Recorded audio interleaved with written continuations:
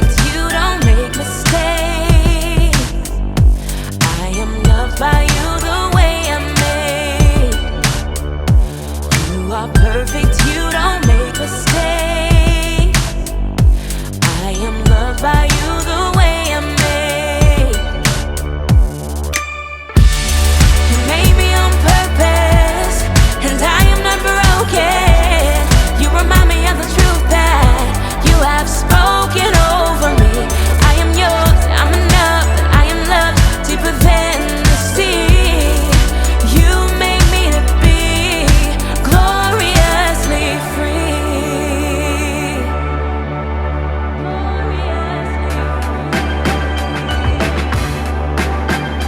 You made my heart, made my mind, made me bright so I could shine. And I just wanna say that I'm amazed. All the things that make me me, make you smile, and I can see that.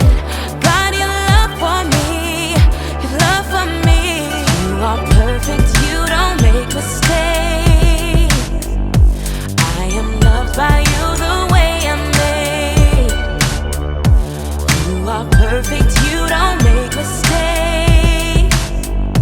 I am loved by you the way I'm made. You made me on purpose, and I am not broken. You remind me of the truth that you have spoken over me.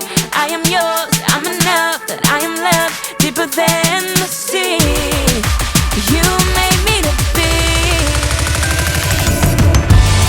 You made me on purpose, and I am not broken. You remind me of the truth that you have spoken over me. I'm enough, that I am loved deeper than the sea. You made me to be gloriously free. Gloriously free, yeah. Gloriously free, free. Gloriously free.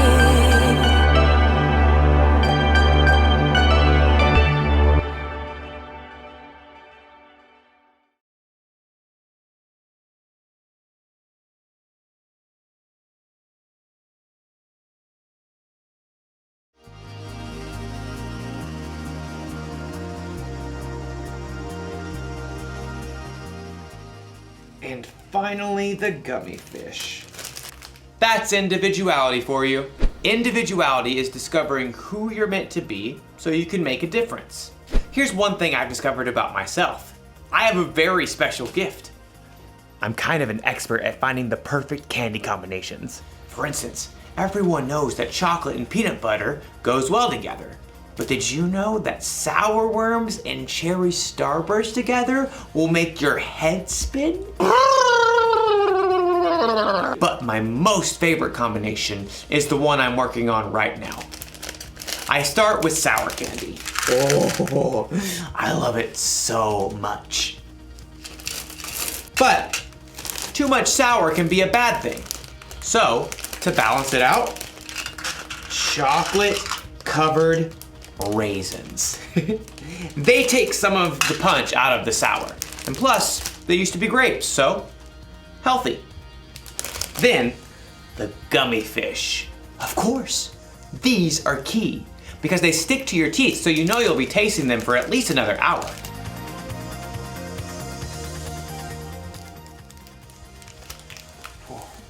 You see that? I used my gift of candy combining to really make a difference in my life. Now I have all these perfect little bags that I can enjoy for weeks to come. Or at least a couple of days. I'm going to eat so much candy. So much candy. I wonder if there's a better way for me to use my gift. One that won't make me sick or cost me a fortune at the dentist. You know, our story today is about a woman named Lydia. She had a very special gift too, and we're going to learn how she used it. So much candy. I'll see you soon. The Bible. It's 66 books of history, stories, letters, and poetry that fit together to form God's one big story. The epic adventure of how He created us and loves us so much that He made a way to rescue us. As we travel through the Bible, from Genesis to Revelation, we discover people who met God and found their lives changed forever. Now, for an amazing story, inspired by the book of Acts, chapter 16, verses 13 through 15. Lydia of Thyatira was a remarkable woman. Her city was known for its craftsmen, especially those who made and sold expensive purple dye. Take a look. I use only the finest snail shells. Though most successful people in business were men, Lydia learned the craft of purple dye. And when she traveled to the Roman city of Philippi, she set up a business selling rare, expensive purple cloth. Please note, we have lilac, plum, iris, lavender, and grape fabric laid out. And over here you'll find amethyst, eggplant, and orchid. Lydia had likely been raised to believe in many false gods, but in her heart, she knew there was something more. The Jewish people believe in just one God. What if they're right? The city of Philippi had laws against bringing any unknown religion into the city. But Lydia would meet outside the city gates on the riverbank with a group of women who believed in the one true God. Love the Lord your God with all your heart and with all your soul. Love Him with all your strength. Lydia and the other women had never heard of Jesus. But as they began to seek God together, God sent a vision to someone else, the Apostle Paul, who was staying in the Greek city of Troas. Dream. It was so vivid. I saw a man standing right here begging me. He said, "Come over to Macedonia. Help us." Immediately, Paul and his friends set sail. Within a few days, they reached land and traveled to Philippi, one of the most important cities in Macedonia. So we just start by finding a synagogue of Jewish believers, right? I don't think there is a synagogue here. On the Sabbath, a day of worship, Paul and his friends went down to the river, hoping to find a place of prayer. Shall we gather at the river? Excuse me. Hi there. Do you wish to join us? We're praying to the one true God. Absolutely. There, by the river, Paul told the story of Jesus and how anyone who chose to follow Jesus could have a relationship with God that lasts forever. But this is amazing. This changes everything. The Lord opened Lydia's heart to believe every word of Paul's message. I wish to be baptized. At once. Not only was Lydia baptized, but she immediately shared the good news with her family and everyone who lived and worked in her home. And they too were baptized. Lydia gathered Paul and his friends.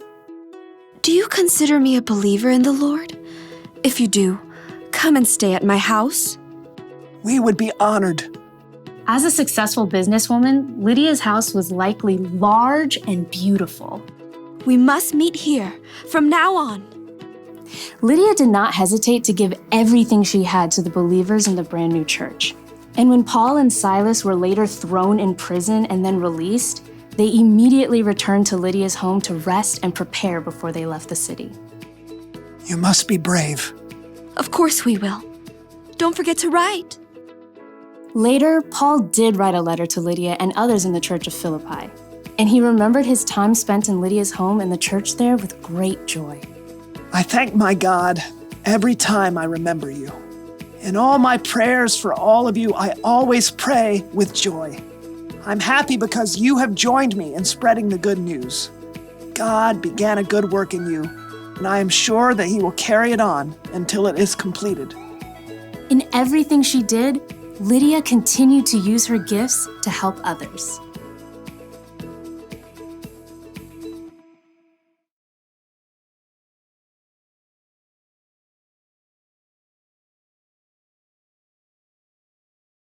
Okay, so everyone has at least one gift, right? Something they can do really well. And it doesn't have to be something flashy, like being an amazing singer.